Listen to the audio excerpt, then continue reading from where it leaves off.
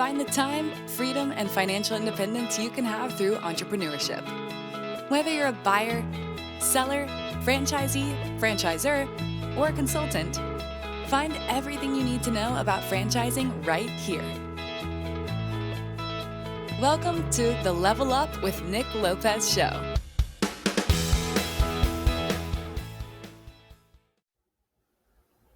Welcome to the Level Up Show with Nick Lopez, where we have the absolute pleasure of learning from thought leaders in business, franchising, and high performance personal development. Today's guest, my goodness, is a top performing business owner here at Lime Painting. I'm excited for a Perseverance series episode here with Matt Foose. Welcome to the show. Thanks, Nick, for having me. I appreciate the invite. And I've seen some of these Level Up episodes of yours, and so it's an honor to be on one. Let's do this. Absolutely. And I've seen so many of your amazing transformations that you've done on so many homes over the years, Matt. So I was equally excited to have you on the show. One question that I've had that I'm curious about, I know it's a challenging question here, Matt. What is your favorite value at Lime and why? The one that I just kind of gravitate towards is excellence. And I just feel like whether it's at Lime or, with an interior paint job that's 2 bedrooms or a full exterior paint job on a $3.5 million home, it's just trying to deliver excellence for the homeowner, the quality, the experience, the communication, just all the aspects that go into logistically planning and executing a paint project. But, you take that value and instill it in other parts of your life. And I think that striving for excellence is just something that I do, whether I'm, pulling the weeds or, doing whatever other task it is. It's just doing the best that you can do. And I think if you kind of approach your day that way, that you should end up being pretty successful. Matt, tell us about your journey here at Lime. How do you become a top performing franchise partner across multiple states that customers love? I honestly just think following the values of Lime, the love, integrity, mission, excellence, right? We spoke on the excellence part, but I think just hard work and following a model that was successful for you, Nick, and branched out into being successful for my brother. And then, for me, just basically following that model, trusting in the process, trusting in the products that we're quoting, but then also just executing it and just putting it in place. So as an account manager, I think it's a little bit easier because your tasks are, they're the same as an owner, but with an ownership, you have to build a team and train and hire. But I feel like following the Lime way, as we say, and just putting, I guess, the client first, which is important in many businesses, but just, making sure that you are delivering the promises that you made, and also being honest, right? Like just having that integrity when a homeowner is you're evaluating their home. If something looks good, hey, this looks really sharp. I don't think we need to address anything here. And I think homeowners, appreciate and respect the fact that you're, not trying to upsell something that they probably have a sense that they don't really need, but pointing out things that do, and maybe things that they weren't aware of. And I think living by those values, the Lime values, and working hard and just trying to deliver quality to homeowners is an easy way to grow and to expand for me, an account manager and ownership. It wasn't that hard from I already kind of knew what to do to sell and be successful there. And then just kind of learning how to grow a team. I slowly hired as I became an owner, and hired my first employee about 8 months in to ownership. And then, going into year 2, I had 3, and going into year 3, I had 5. And so just growing at the right pace, I think, is important. And then just, as you mentioned, going into multiple states. I'm pretty new into that right now. 4 months completed in Salt Lake City, and it's going pretty well. I think I'm a little behind where I would love to be, but it's a process, and I think it's just believing in teaching people to follow the model and just do the same things that made me successful, and leading by example. You had mentioned that. But just working hard and leading by example, and hiring the right people. And I think everything else comes into place. Right. I don't know if I answered that question that well, but that was my answer.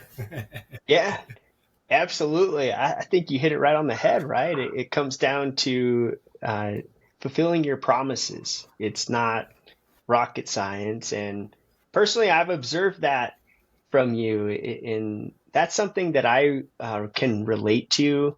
It's a part of what I fell in love with in the business. And there's something powerful about doing what you say you're going to do, showing up on time, answering your phone. Those are differentiators in our business. And it feels good to serve clients and make a difference. And you can really get momentum with delivering happiness with our clients. And I know that's something that you're great at. I know that's something that you also share a love for as well. But I'm sure everything is not rainbows and butterflies per se. You own across multiple states. What are some things that you would like to share that you might not hear on LinkedIn per se about owning multiple states? That sounds challenging. Well, I think I touched on it. I think it's people. Right? It's just finding the right people. I think that goes for any business. When I'm meeting potential owners of Lime and they want to pick my brain on Lime and they ask me about this very question, that's usually my answer. I think, the model is proven to work. And I tell people, if you follow it and work hard, you'll be successful. But when you want to scale, if you're not going to be an owner operator and run the business just by yourself or with a family member, you have to put your trust in people. And then,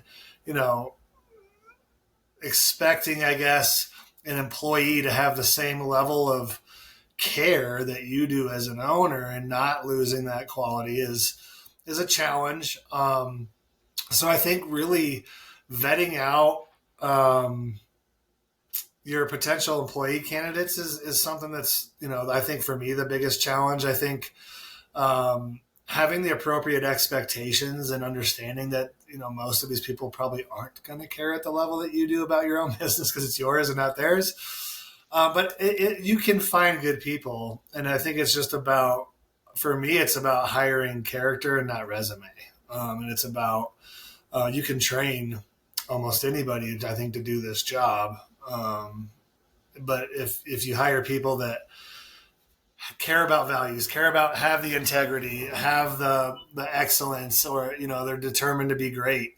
If they have those characteristics, then those are the people that I think we want. I can train anybody to follow the model. So I think these are the only businesses I own, but I'm sure if you talk to most business owners, it's hiring the right people and then just putting your trust in those people and delegating. Delegating can be hard too at first. It's hard to take your hands off of it sometimes and step away and just see what happens. What have those growing pains taught you about scaling and not sacrificing quality?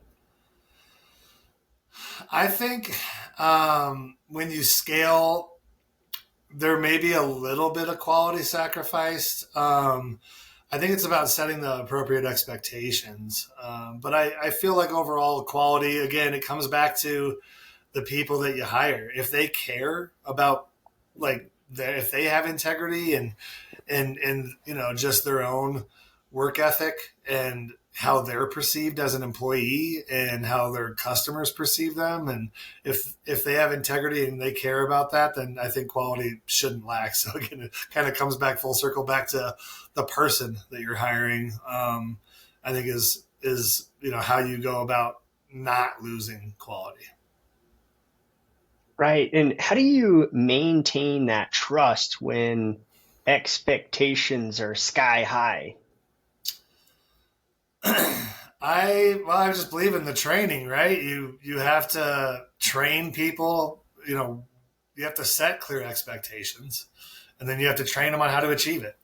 And if you set, I think it's just like the paint crew you had mentioned before.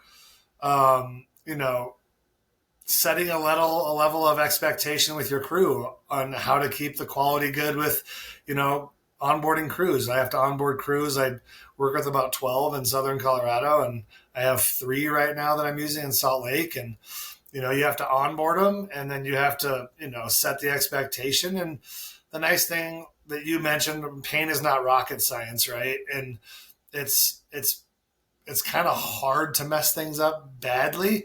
So it's usually just the little things that you got to prepare people for. It's setting the right expectation with really job site cleanliness, like you mentioned, it punctuality, showing up when we say we're going to show up, and really just taking care of like homeowners' property and landscaping and little things that don't really have a lot to do with paint. Sometimes it's like you got to actually set the expectation on a lot of things that painters aren't necessarily thinking about. They're thinking about doing the best job they can painting.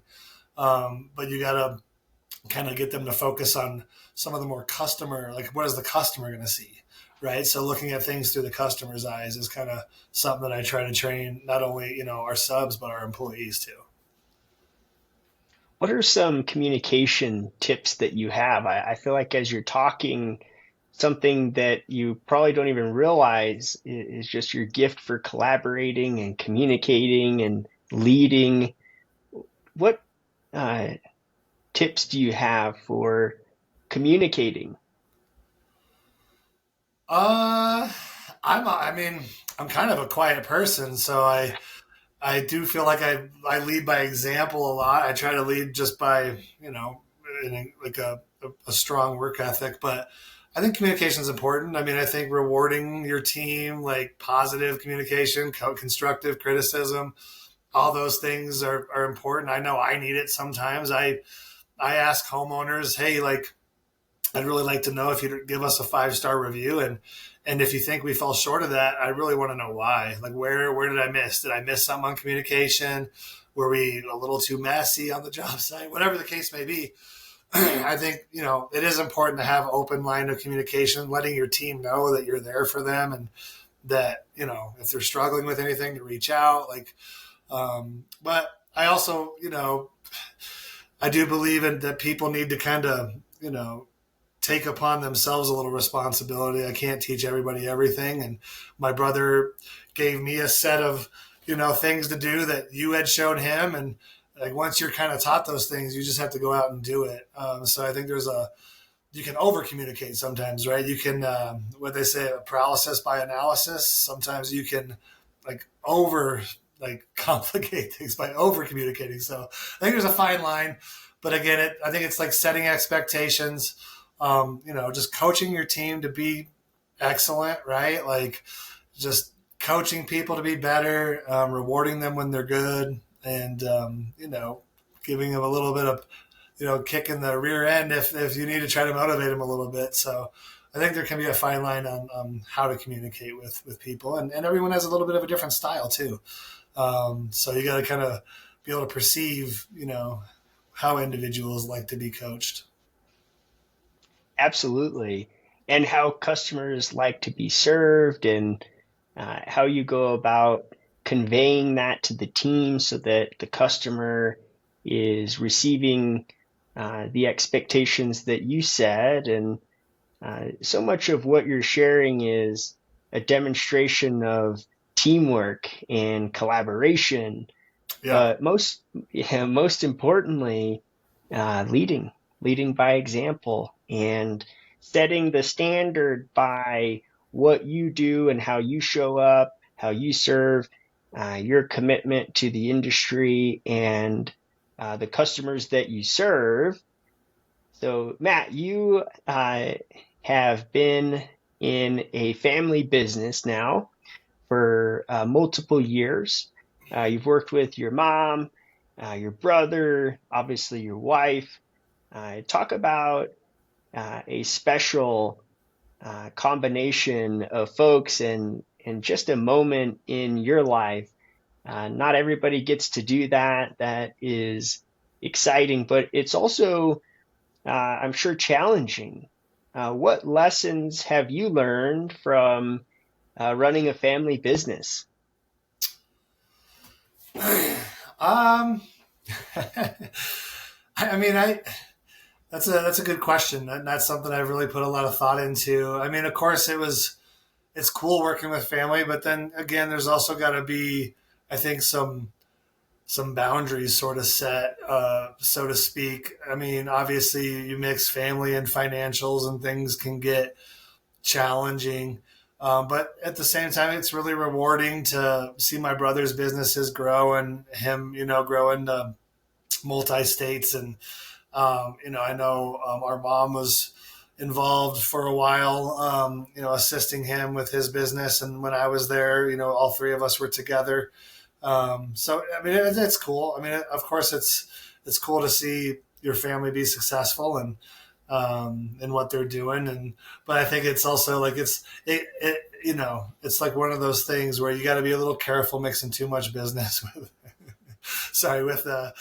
with family members, because when you're dealing with money and things that can ruin relationships, right? So I think it's just supporting one another. We understand what each other's going through as owners now, and we can rely on each other for advice or just like a shoulder to lean on or talk to. But I think it's been a cool process. I think from the moment I joined my brother as an account manager and to now, I mean, it's cool to see the growth and just like I said, to be able to share experiences and understand where we're coming from, and we do need to talk about issues or successes or whatever the case may be.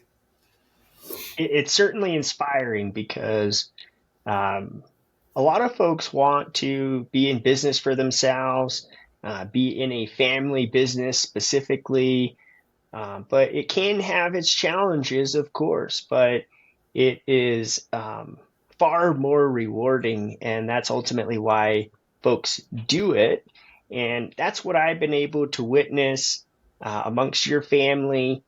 I remember your brother, his excitement for you joining his company before you joined. And frankly, I remember us talking about it even a year or two before. I think an opportunity had come and gone, and there was some consideration. And seeing that excitement in your brother multiple times, and then it actually coming into fruition, and you really gaining momentum, working with your brother, and the collaboration that went into him having the honor of sharing a skill set with you. And I'm sure from your mom's perspective, she's probably pitching herself being able to witness that and be a part of it. I know I certainly am, and your significant others, and so many folks are impacted by your commitment and hard work to serving our customers. So thank you for that. And yeah, it can be challenging, most certainly, but it is rewarding as well. And you guys have inspired myself, and I know so many people here at Lime. So thank you for your leadership, not only within your businesses and your territories that you run, but just by doing that, you're setting an incredible example. And you're somebody that doesn't talk a lot, Matt, but thank you for your actions and how they show up as you being a leader. It impacts so many people, whether you're aware of it or not. So thank you. Yeah, sure. No, you're welcome. I mean, I just try to do the best I can. And if that, rubs off on other people, that's awesome. Right? Yeah. Well, I wanted to ask you, Matt, changing subjects. You've done all these projects. I'm sure there's one that you'll never forget, the one that tested you and reminded you why this work matters. Well, I mean, there's been a few. It's hard for me to single out one specific project, but there was we worked on a historic home. It was my first year. It was actually fall of 22, and I had knocked on this door in March with my wife Camilla, and spoke to a lady through a doorbell, and she was in Florida. And she was like, "Oh, hey, like I know I need to get some of this work done. You should come back this summer." And of course, you get busy, and I didn't. This was around March, and she was like, "I'll be back in like May, early June. Come back, say hi. Maybe you can give us an estimate." Well, I should have. This is a very unique home. It's a historic home in downtown Colorado Springs, in a neighborhood called the Old North End. It is a 1915 or 1908, 1912, something like that, English Tudor home. It's 12,000 square feet, and it was in bad shape. I mean, a lot of the wood was rotted, and windows had holes in the frames, and I mean, it was in bad shape, but it was such a beautiful home. And like sometimes when we're doing what we do, Nick, I'm sure you see certain homes, you drive by a certain property, you're like, man, like I need to go say hello and introduce myself. So that was one of those ones where like I would love to be a part of, helping the client restore the property. Shame on me for not going back. Well, anyway, it was like early August, and I was back in that neighborhood painting a home. And I was actually, there was an owner, and forgive me, I don't remember, but there was an owner in Colorado who wanted to spend a day with me. I don't remember who it was or if they became an owner of Lime, but they wanted to spend a day with me, and they were with me. I drove them around. I'm like, hey, let's go back and say hi to this house I knocked on. They told me to come back. So I went back, and the lady that I spoke to through the doorbell opened the door and was like, oh my gosh, yes, I remember you. Um, and she was like, "We got a couple quotes already. We're getting ready to do the work. You want to give me a quote?" And I said, "I'd love to." I ended up scheduling with her a couple days later and gave her a quote, and she ended up choosing Lime. And this project had a ton of carpentry. There was a lot of things that I had to logistically figure out. It was my first year in business, and I had some capable carpenters, but I wasn't quite. I mean, I had seen my guys do some work, but this was kind of another level, and so you had to trust that these guys could get it done or you could figure it out.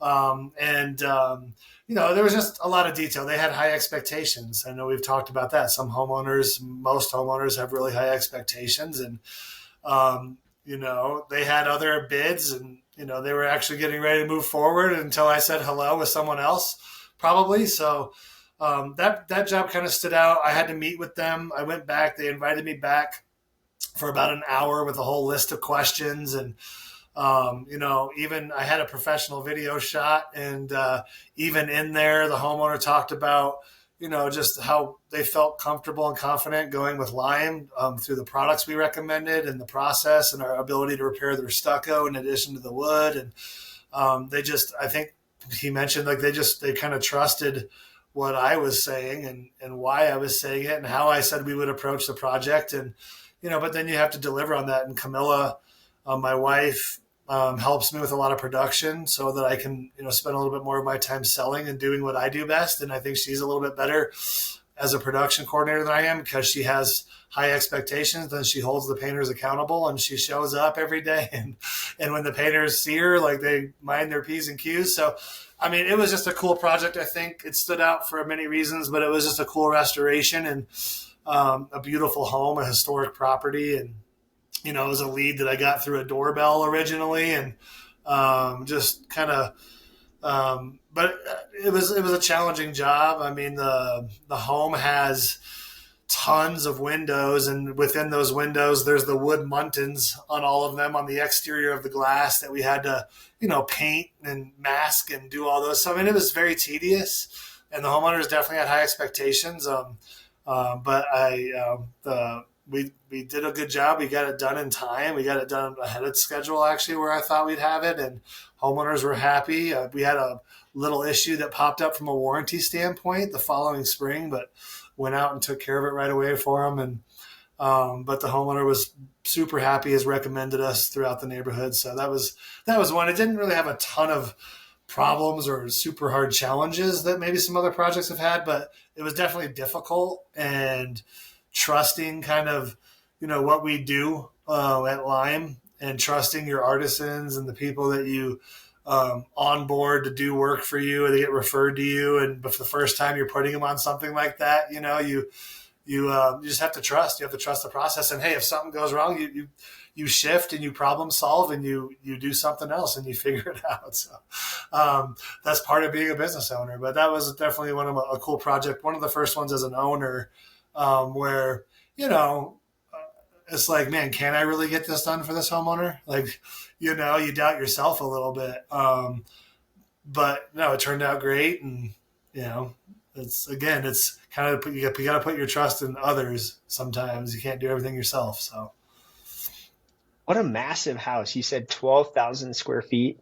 yeah, it's a 12,000 square foot, 110, 115-year-old home that was in need of a lot of work.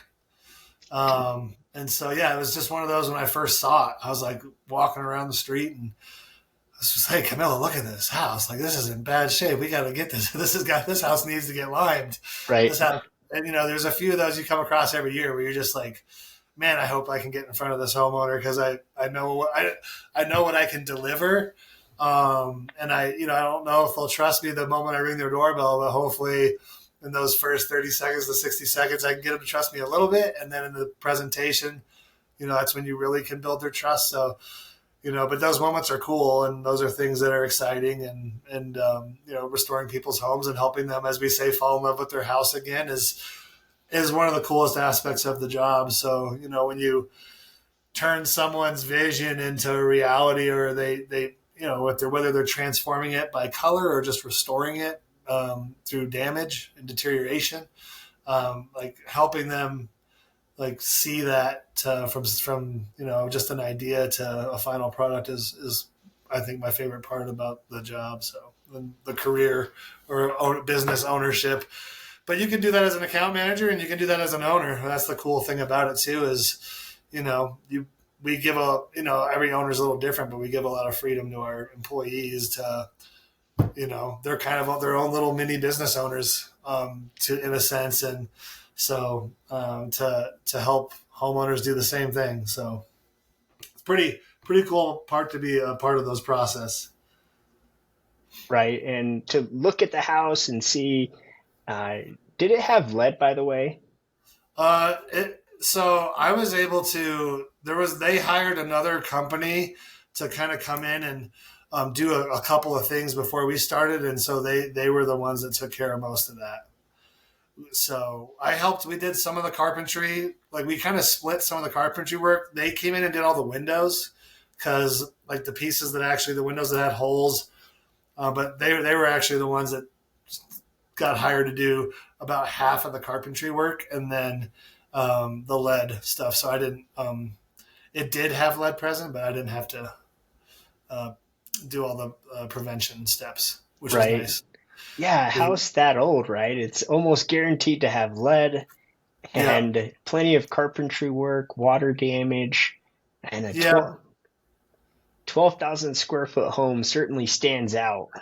Well, and they have a lot of brick and a lot of stucco, so it wasn't like, all siding. And I'm sure a lot of the wood had been replaced. I don't think they were dealing with, some other homes that I've dealt with myself that are not nearly the scale, 2,000 square feet have had way more lead to deal with. So that one didn't have, I don't think, as much as, some others do in those neighborhoods. So, but yeah, lead prevention is definitely one of those things we do too that sets Lime apart. There's a lot of little things, I think, that, that you, I guess, put into the business at the beginning to differentiate ourselves from other paint companies. And I think just being able to offer all those different things that we can. And whether you can at the moment or you figure it out a way to help them and do it, like that's part of being a business owner too. It's like, hey, like sometimes it's not what you know, it's who you know. And so, if I don't know like a great flooring guy, I'll find one, or if that's part of the deal and you want me to help you refinish your floors, or I know we have owners like in RL out in Oklahoma City. It's like, you take on other things sometimes, and you figure it out, if you, care enough, and you'll do the research and find the right people, and introduce homeowners to the right people, and help them get other things done as well. Whether I can actually contract it or not, I do that a lot, where I might introduce a homeowner to somebody, and I'm not really looking to get anything out of it other than maybe if that project goes well, they'll hire me for mine. So sorry, that was a little tangent there, but yeah. Yeah, so spot on though, right? An old historic home like that, of that magnitude, it isn't as simple as painting it. Right. It's important to have all of the skill sets that are required for that custom home, which is far beyond just wood. There's stucco and brick, and when you look at all of the services that can be done on a luxury estate, it's important to have vendor referrals and folks in the industry that when you can and it makes sense, Yeah. you can make those recommendations.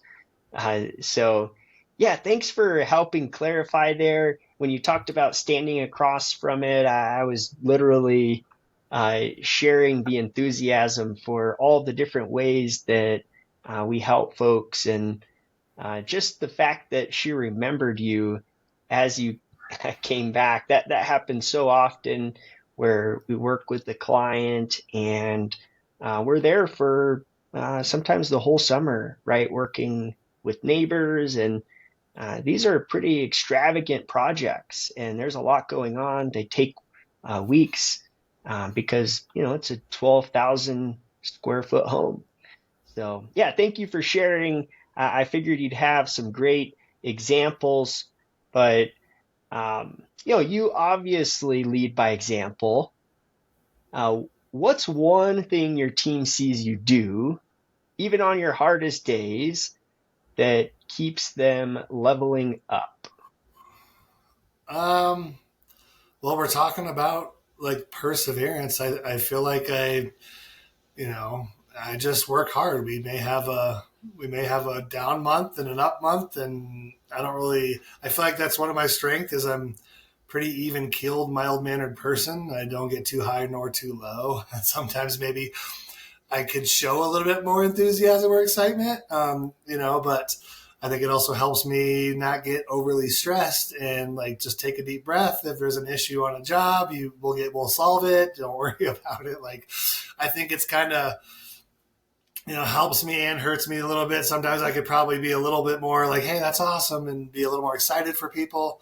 But I just feel like I stay very even. I lead the same. I don't really change too much. I don't think I'm very emotional. I'm not, I'm there for my people. I work really hard. So if somebody calls me at 7 p.m. because they're trying to build a proposal, like I usually answer. It's probably not always the best thing for my family, but I think balancing a little bit of that work and family stuff can be a challenge as a business owner, especially as you expand in multiple states. But I think just being there for your team and being strong, just being, a strong leader, and letting people see you not freak out or overreact to an issue, or whether it be a little problem, you accidentally, it's construction, get a scratched or broken window on someone's house or something. It's okay. Like, we'll fix it. Just reassure the homeowner that we'll take care of it. Like, we're sorry. It was an accident. We obviously didn't do it on purpose.